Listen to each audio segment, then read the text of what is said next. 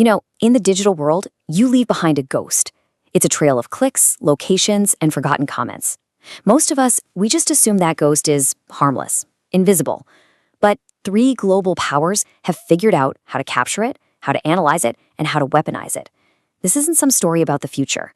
This is about a war for control that is happening right now, with your data as the battlefield. So let's meet Adam. He's just a regular guy. He thinks he has nothing to hide. You know the type. Pays his taxes, follows the law, and believes his privacy is safe behind a screen and a password. But he is so wrong. Because an invisible file has just been opened on him. A file that's going to be built, piece by piece, from the digital exhaust of his totally ordinary life. An algorithm gets to work, assembling the puzzle. The first piece, it's a sarcastic social media comment from way back in 2014, making a joke about some minor government policy. He's completely forgotten about it. But the system hasn't.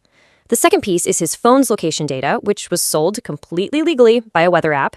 It shows him visiting the exact same building every Tuesday at 5 p.m. And the third, a credit card transaction. He bought a book about the history of revolutions. Now, each piece, on its own, is just meaningless noise. But when you combine them, the noise becomes a signal. And the algorithm, which has absolutely zero human context, it makes its judgment. That old social media post, that flags potential rebellious tendencies. The location data gets cross-referenced with public maps, and, well, the building he visits is a therapist's office. The file is updated, emotional instability. And that book purchase adds the final tag, searching for ideological alternatives.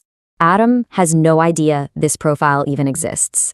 But when he applies for a new job, or a home loan, or even just a travel visa, his name gets run through a system. A flag pops up.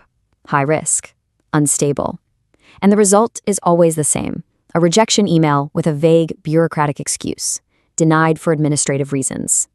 He will never, ever know why. You see, there is no judge, there's no jury, and there's no appeal. There is only the cold, hard logic of the machine. And here is the most crucial part of this whole thing. Adam's story, it isn't some hypothetical from a far-off dystopia. The tools, the data, the motivations, they are all real right now. Adam isn't a criminal. Adam is you. And three global superpowers are perfecting three very different ways to build your profile. Let's start right here, in the United States. Now, the American model isn't one of overt, in-your-face control. No, it's a system built on commerce. The government doesn't have to break down your door when it can just buy the key. It's a surveillance state built on the free market. And the legality of all this, it hinges on a critical flaw in American law, the data broker loophole.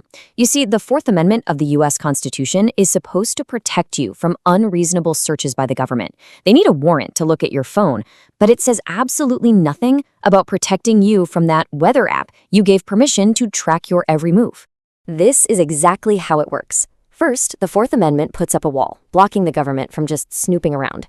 But on the other side of that wall, your apps are legally collecting your data and selling it off to data brokers. Then, and this is the crucial part, government agencies like the FBI and the DHS just buy that same data in massive bulk bundles. And just like that, your data is searched and analyzed, all without a single warrant ever being issued. Your constitutional protection hasn't been broken. It's just been made irrelevant by a simple purchase order. But it goes way beyond just buying data. The US also controls the physical pipes of the internet itself. A staggering 95% of the world's data flows through a network of undersea fiber optic cables.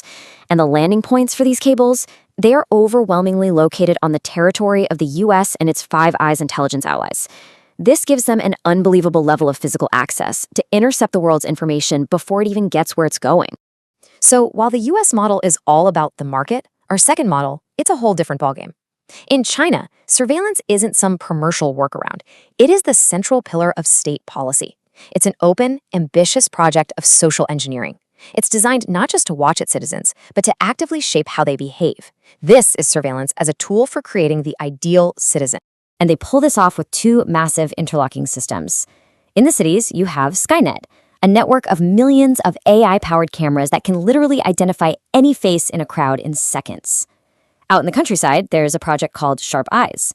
This system streams local security camera feeds directly to people's smartphones and TVs, encouraging them to monitor their own neighbors and report anything suspicious. So the state watches the city, and it engineers the people to watch each other. And all of this data from all these cameras feeds into the infamous social credit system. It's really the only system in the world that gamifies obedience on a national scale. Everything from defaulting on a loan to criticizing the government online to even jaywalking can drop your score. But good deeds like donating blood or volunteering can raise it. Your entire life becomes a public scorecard.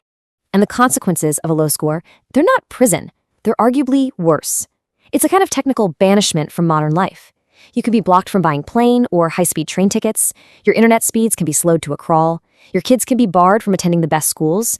And in some places, your face and your name are literally plastered on public billboards, shaming you as an untrustworthy citizen. It's a digital cage where the walls are made of social and economic exclusion. So if the US model is about buying data and the Chinese model is about shaping society, our third and final model is about seizing it by force. Russia, well, it doesn't have the commercial sophistication of the US or the sheer technological scale of China, so its approach is much more direct, born from a raw desire for absolute control through brute force. It's less about buying data or scoring behavior and more about just physically tapping the wire. The cornerstone of this whole strategy is a system called SORM. Russian law mandates that every single internet and telephone provider in the entire country has to install a special piece of hardware, a black box, directly into their networks. And this box, it provides a direct, unfiltered data feed to the FSB, Russia's state security service. And the key to understanding SORM's power is its ruthless simplicity.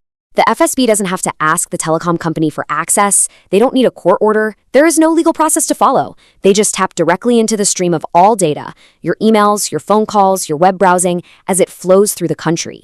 It is absolute access by force.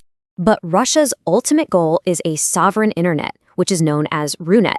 They have already run successful tests to completely disconnect the entire country from the global internet while keeping an internal, state-controlled version up and running. This is the digital equivalent of the nuclear option, the ability to create a digital iron curtain, cutting off 144 million people from the outside world with the flip of a switch.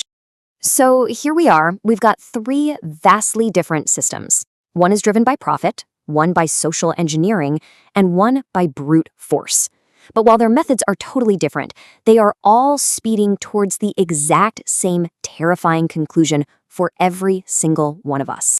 Let's just boil this down. The United States buys your data, weaponizing money. China scores your behavior, weaponizing society itself. And Russia just breaks into your digital life, weaponizing force. Three different paths, all leading to one shared destination. You see, the true power behind all three of these systems is what intelligence agencies call the Mosaic Effect. The real danger isn't that one photo or one search query or one location ping.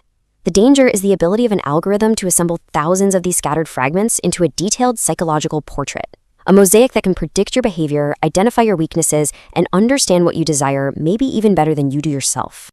All of this leads us to a fundamental shift in how we have to think about our lives. The technologies are here, the data is being collected, so that old debate about privacy, it's over. The question is no longer, are they watching me? The answer to that is a definitive, absolute yes.